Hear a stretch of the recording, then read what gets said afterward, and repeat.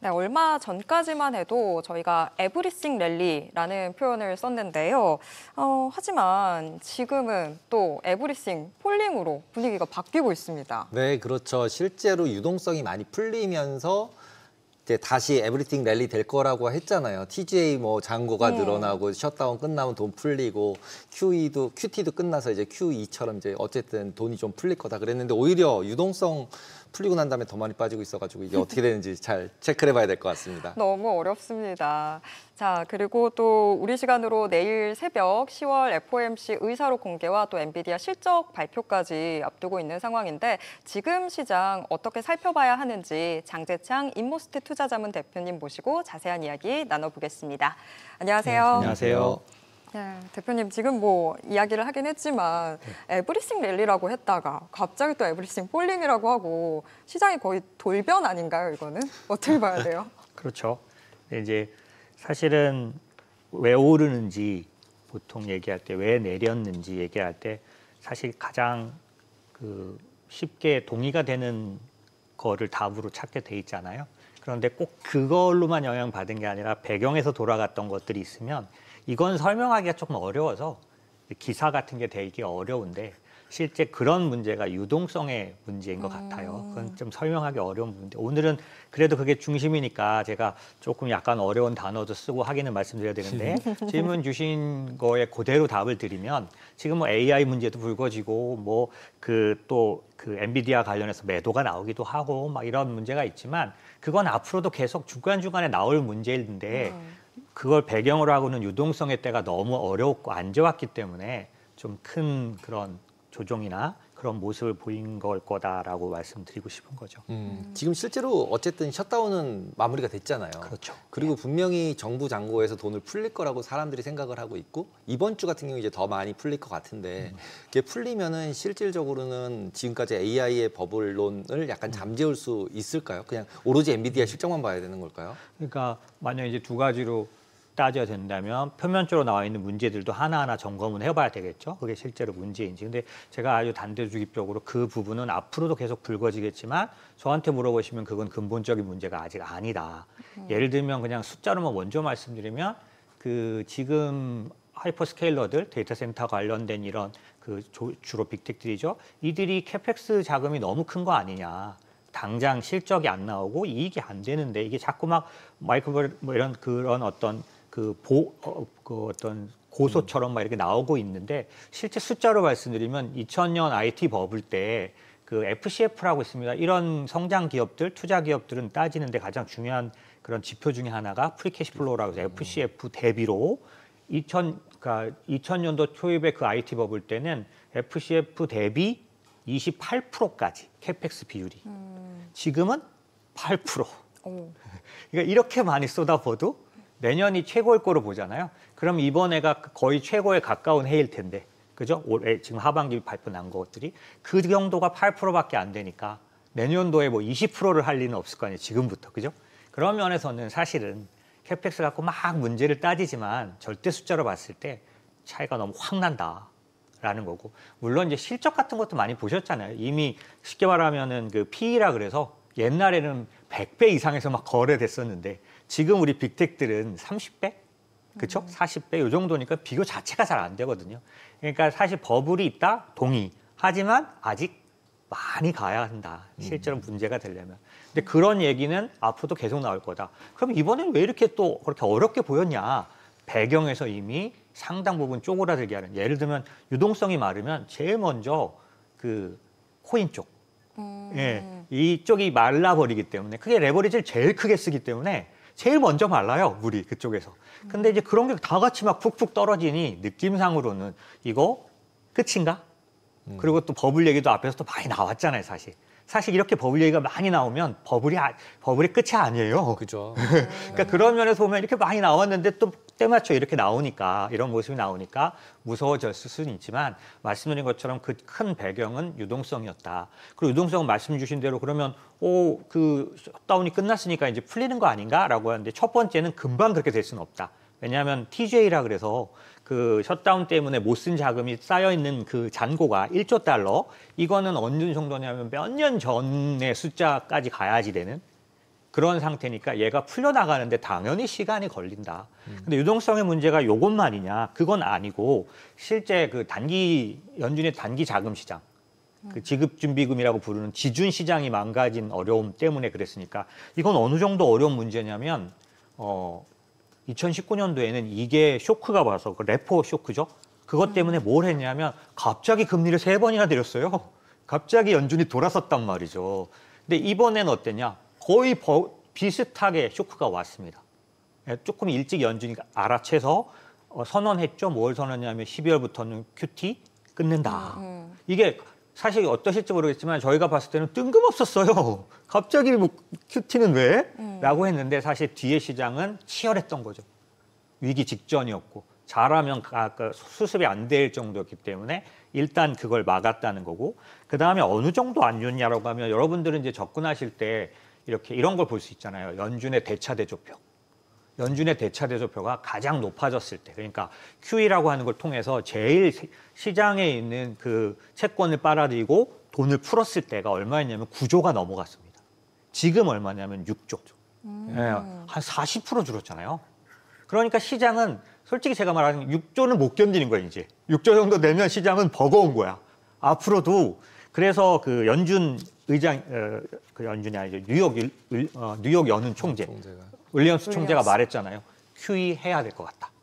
뜬금없는 것 같지만 이게 뒤에서 돌아간 시장의 사태가 이렇게 심각했다는 거고 저는 어떻게 보고 있냐면 2019년도에도 연준이 버티다가 결국 했어요. 이번에도 할 겁니다. 왜 안 그러면 폭발 나니까. 문제 되니까. 근데 이 유동성이 마르는 사태가 어디서 왔냐면 왜 이렇게 급격하고 우리가 예상보다 강했냐면 사실 알아야 될 이유는 올해 상반기가 50년 만에 가장 빠르게 달러가 가치를 잃어간 시장이었다.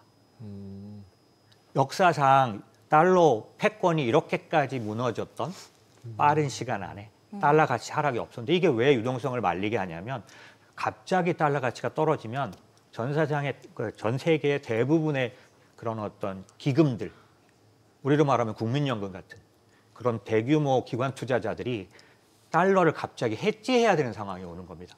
혹시 기억나실지 모르겠지만 몇 달 전에 대만의 보험회사가 갑자기 그래서 달러 가치가 갑자기 떨어진 그런 사건들이 전 세계에서 똑같이 있었던 거죠. 그래서 어떤 일이 있었냐면 갑자기 달러 하락에 대한 해지를 다 걸다 보니까 그걸 하는 게 파생금융상품이에요.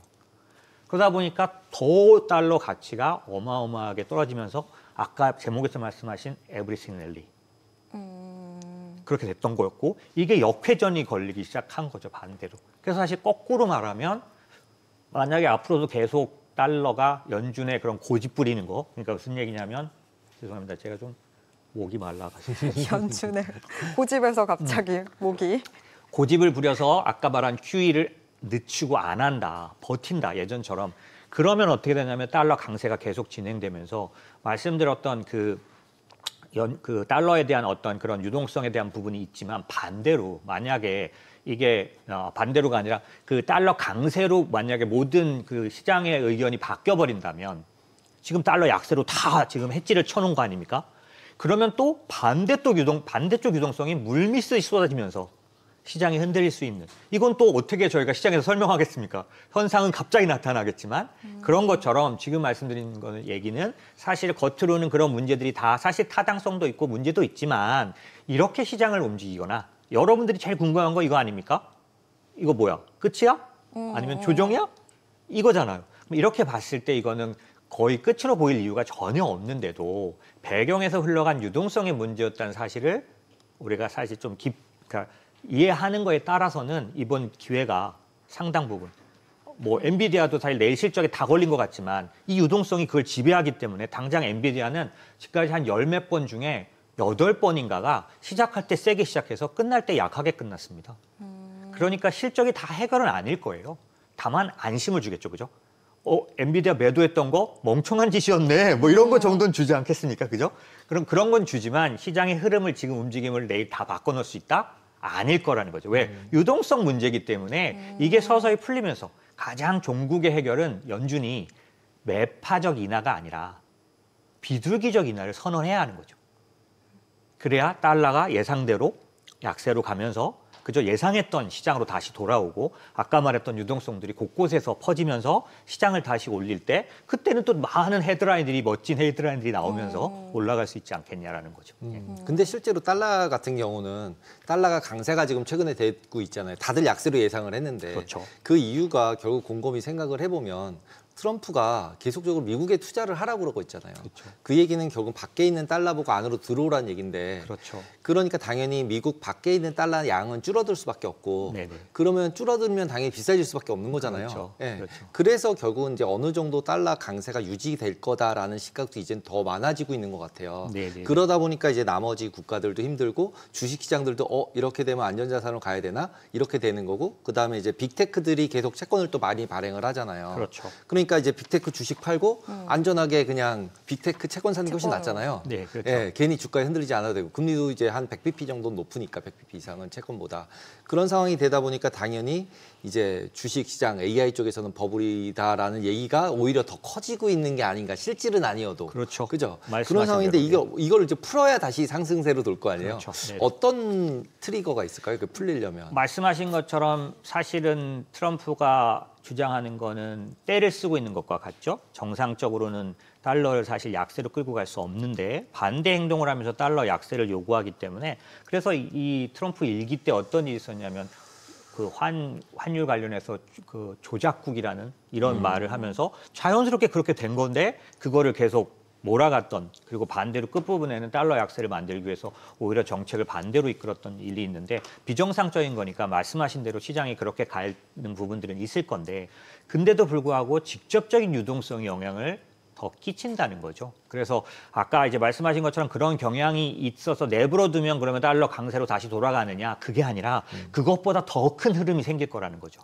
그게 오히려. 어떤 거냐면 아까 말씀드린 연준의 QE. 이거는 정말 무서운 속도로 또 시장을 완전히 움직이는 힘일 거기 때문에 이 자체가 이제 만약에 저는 연준이 조금 버틸 것 같다고 생각하거든요. 쉽게 안 받아들이고 윌리엄슨 총재는 이제 그쪽을 담당하는 뉴욕 같은 경우 가장 그거에 관련된 되기도 하고 그다음에 이 사람도 굉장히 그런 어떤 걸 갖고 있는 사람이니까 말을 했지만 또 반대로는 그만큼 위험해졌었던 겁니다. 지금 상태가. 그러니까 시장적으로 보면 그러다 보니까 받아들여야 하는데 안 받아들인다면 약간 시간은 끌겠지만 여전히 아까 말씀드린 대로 받아들일 수밖에 없을 거다. 그럼 그 거대한 흐름이 시장을 완전히 바꿔놓을 거기 때문에 말씀하신 우리가 생각하는 어떤 정상적인 달러 강세의 흐름은 그 속에 묻히게 될 거다. 예, 이렇게 생각하는 거죠. 제가 지금 이해한 게 맞는지 확인을 좀 받고 싶어서 여쭤보고 싶은데, 그러니까 지금 시장에서 우리가 뭐 엔비디아 실적이고 뭐고 이런 걸 떠나서 일단 당장은 그럼 내일 아침에 저희는 FOMC 의사록 여기서 더 많은 힌트를 얻어야 되는 걸까요? 사실 제가 저한테 딱 물어보시면 물리적으로는 이제 유동성은 풀리게 돼 있는 거죠. 아까 셧다운이 가장 쉽게 표현한 겁니다. 그게. 그리고 조금 더 어려운 얘기지만 한다면 연준의 입장에서 레포 시장이 꼬인 거 사실 레포 시장이 얼마큼 올라갔었냐면 금리를 2번 올린 만큼까지 올라갔었어요. 지금 금리를 내렸는데 얼마 전까지 내렸는데 여기서 2번 연달아 올린 것처럼까지 금리가 뛰었었단 말이죠. 거기다가 연준이 이런 때를 대비해서 만들어 놓은 게 있습니다. 예전에 한번 당해가지고 스탠딩 레포라고 하는 그 스탠딩 레포 패실리티라는 그 기구가 지금 막 사용되고 있는 거예요. 결국 무슨 말이냐면 소방수가 이미 출동한 상태예요. 그 시장에서는. 상시적으로. 네, 막 지금 막 걔가 돌아가면서 겨우 막은 거죠. 그러니까 이런 일들은 기본적으로 긴급하게 유동성을 푸는 일들은 강하게 지금 진행되고 있으니 말씀하신 것처럼 연준이 좀 버티는 행보를 가져간다고 해도 지금보다 굉장히 많이 풀린 유동성의 모습을 볼 수 있을 거다. 다만 궁극적으로 이거는 일시적인 땜빵일 뿐. 뉴욕 그 연은 총재가 말한 것처럼 실제적으로는 곧 또 뻐걱거리게 될 거다. 왜냐하면 시장이 못 견디는 거니까. 사실 대부분의 분들이 모르고 계신데요. 지금 유동성이라는 걸 우리가 M2로만 자꾸 얘기하거든요. 근데 M0라고 중앙은행들 유동성이 있습니다. 이거는 어떻게 되고 있냐면 반대예요. 전 세계 글로벌에서 가장 큰 4대 중앙은행이 전부 긴축 중입니다. M0를 줄이고 있는 거죠. 그래서 아까 연준 기준으로 9조였는데 6조 됐다고 말씀드렸잖아요. 근데 다 그래요. 일본, 그다음에 전체적으로 다른 그런 중앙은행들이 전체 다 그렇게 진행되고 있기 때문에 4대 중앙은행, 유럽도 이제 정책을 아마 그렇게 따라오지 않을까라는 게 있고 그러다 보니까 이 부분이 돌아서는 거, 연준이 돌아섰을 때 다 돌아서게 되거든요. 그랬을 때 한꺼번에 쏟아지는 그 유동성은 지금 이제 일시적으로 문제를 막아놓은 정도가 아니라 전반적으로 내년도는 엄청난 또 유동성 시장이 진행될 거다. 그러니까 저희처럼 구조적 변화를 좀 더 중요하게 생각하는 사람들은 이런 부분들에 대해서 좀 미리 투자하려고 하는 예, 그런 쪽으로 가고 있는 거죠. 예. 그러면은 결국은 지금 유동성이 풀릴 거니까 다시 AI 쪽으로 계속 돌아가고 있기 때문에 결국 그렇죠. AI가 주도주는 맞으니까 그렇죠. 결국 하락을 받았지만 유동성이 풀릴 거기 때문에 지금은 그렇죠. 오히려 매수의 기회로 삼아야 된다 이렇게 생각하시는 거네요. 그렇죠. 예, 예. 그러니까 인공지능에 대한 어떤 가능성, 그 다음에 그 어떤 뭐 실정 막 이런 걸로만 해갖고 안 풀리는 부분이 있는데 그건 이 펀더멘털이 받쳐줘야 된다는 거죠. 이 유동성 시장이 그게 안 될 때는 잠시 위축을 느끼지만 만약에 이게 뒤집어지는 게 아니라면 또다시 이제 강하게 올라가는 장이 오는데 그때는 이 유동성 시장이 그거를 충분히 받쳐주거나 더 강하게 이끌어가는 시장일 거라는 거죠. 근데 앞으로 어떻게 볼 수 있느냐? 지난번 제가 나왔을 때 금융 억압이라는 얘기를 했을 거예요. 그게 뭐냐면 전 세계 중앙은행이 모두 빚이 너무 많다. 중앙은행이 빚이 많으면 할 수 있는 행동은 두 가지. 하나는 허리띠 졸라매고 우리 빚 갚자. 두 번째는 뭐냐면 야 어떻게 갚아? 라고 하면 할 수 있는 방법은 중앙은행 두드려서 금리 내려. 왜? 매달 나가는 이자라도 줄여야죠. 우리도 마찬가지 아닙니까? 개인도. 그러니까 결국 지금 두 가지 선택 중에 그럼 글로벌 정부들이 할 수 있는 미국이든 어디든 할 수 있는 일을 따져봤더니 지금은 역사상 최대의 파퓰리즘 시대예요. 무슨 얘기냐면 허리띠 졸라 매자고만 하면 쫓겨납니다. 다 역풍을 맞고 있죠. 그렇죠. 그러니 누가 그렇게 할 수 있겠어요. 그죠? 그러니까 반대로 갈 거고 반대로 가면 방법은 금융 억압. 금융을 억압해서 금리를 내리게 하는 정책으로 결국 가게 된다라는 거고 내년도는 미국 같으면은 뭐 손쉽게 될 수 있는 상황. 그죠? 근데 다른 정부들도 그런 모습을 띌 테니 사실은 지금은 어려워 보이지만 대세는 금리 인하로 가게 돼 있다라는 거는 우리가 어느 정도 빚 때문에 알 수 있다는 거죠. 근데 이제 보통 이제 금리 인하 쪽을 얘기하는 거에 반대편에서는 결국 AI가 버블이 우선이냐 인플레가 우선이냐 두 개 가지고 지금 싸우고 있는데 악재 중에 제일 큰 거 뭐야? 이렇게 질문하면 대부분 AI 버블 아니면 인플레이션이잖아요. 예, 예, 그렇죠. 근데 지금 이제 결국 금리 인하를 해버리면 결국 인플레이션 우려가 더 심해지다가 이렇게 되면 에브리띵 랠리 되는 게 아니야? 이 스토리로 지금 이제 지금까지 끌고 올라왔는데 그렇죠, 그렇죠. 그게 혹시 흔들리는 거 아니야? 그러면서 지금 조정받고 있는 거잖아요. 그렇죠. 그러면 다시 에브리띵 랠리로 가는 건가요? 사실은 유동성은 그 아까 말씀드린 QE 같은 것들이 아주 무작위적으로 그다음에 중앙은행들이 다시 이제 자산 매입에 들어가게 된다고 하면 어마어마한 흐름이다 보니 그 유동성에 의한 혜택은 아주 이번보다 더 세게 나타날 거라고 저는 생각을 하고 있고요. 그 부분이 달러 약세랑 같이 반영되기 때문에 지금 같은 경우에는 그렇기 때문에 이제 원자재 같은 시장들도 당연히 그 혜택을 입어서 올라갈 수밖에 없는 거죠. 그럴 수밖에 없으니 말씀 나눈 에브리싱 랠리라고 할 만큼 충분히 이제 모든 자산이 사실 저는 예전에 교육할 때 이런 말을 많이 했습니다. 달러가 약해지면 모든 자산이 오른다. 왜 모든 자산이 달러로 표기하도록 미국이 만들어놨어요. 그렇기 때문에 달러가 약해지면 모든 자산이 값이 오른 걸로 나타납니다. 그렇기 때문에 에브리싱 랠리라는 건 사실은 나타났던 거죠 이전에도. 근데 지금처럼 구체적으로 유동성을 공급하면서까지 이렇게 나타나니까 이게 아마 버블을 땡기는 모습은 있을 수 있겠죠. 예. 근데 이제 아까 전에 저희 패널에 나왔었는데 이제 빅테크들이 채권을 발행하잖아요. 네. 근데 어떻게 보면은 아마존도 발행했고 오라클도 발행했고 구글도 발행했거든요. 근데도 불구하고 구글이 발행한 건 사람들이 얘기를 하지 않아요. 알파벳이 발행한 건 그냥 오라클 발행한 거 가지고 난리를 치면서 CDS 올라갔고 막 유동성이 없고 버블이고 막 이렇게 얘기하다가 갑자기 어제 같은 경우도 이제 마이크로소프트랑 아마존 같은 경우 이제 투자 등급을 하향시켜 버리잖아요. 자꾸 채권 발행한다고. 그렇죠. 그럼 이거를 이제 약간 둘 중에 옥석 가리기를 이제 AI 기업들 중에도 해야 될 것 같은데 네네네. 이거를 그러면 이제 예를 들면 그냥 알파벳은 돈도 잘 벌면서 돈 쓰니까 괜찮아 이렇게 보고 알파벳 괜찮고 아마존도 뭐 그래도 상거래도 있으니까 괜찮아 이렇게 보고 이제 뭐 메타나 오라클 이런 데는 이거는 뭔가 돈 버는 게 없는 것 같아 뭐 이렇게 볼 수도 있는 거잖아요. 어떻게 어느 쪽으로 좀 포커스를 해야 될까요? 지금 이제 빅텍 중에서 더 그 밸류를 부여할 곳과 아닌 곳, 앞으로 더 세게 올라갈 곳과 안 그럴 곳을 찾을 때 지금 말씀하신 재무적인 문제로 따지는 건 맞지 않다고 봅니다. 왜냐하면 사실은 일반적으로 일반인들은 모르는 행태를 이들이 하고 있는 건데 그게 뭐냐면 회사채 발행은 기본적으로 회사채를 발행해 놓으면 부채에 관련된 이런 흐름 때문에 세금도 아껴주는 효과가 있어서 이들이 지금 어떻게 하고 있냐면 프리캐시플로우라고 하는 유보돼 있는 현금을 다 쓰고 그 상태에서 회사채를 발행한 게 아니고 이들은 현금이 많을 때도 늘 회사채를 발행했어요. 언제냐? 코로나 때. 그때는 제로로 막 발행할 수 있어서 애플이 1%로 40년짜리 막 이렇게 발행을 그때 많이 해놨기 때문에 22년도에 금리가 올라가니까 애플이 뭐라 그랬냐면 너무 좋아. 왜냐하면 1%로 빌려놓은 돈을 5% 받으니까 앉아서 받으니까 작년, 재작년 23년도 같은 경우는 이 기업들의 실적 중에 그 이익도 상당히 특히 맞아요. 빅텍들은 네. 그런 행태를 잘 생각해 보면 이들이 그러면 만약에 이 캐시플로우를 다 그러니까 유동성을 다 쓰고 만약에 회사채를 발행하는 거라면 어떤 순위를 가려야 되겠죠. 하지만 그게 아니라 이들은 그 쌓아놓은 돈을 어디다 대부분 많이 쓰면 자사주 매입에 많이 쓰거든요. 만약에 이것도 다 써버린 상태라면 위기입니다, 진짜. 왜? 시장으로 또 이제 받치는 돈이 안 들어올 테니까. 미국 시장은 상당히 자사주 매입에 의해서 올라가거든요.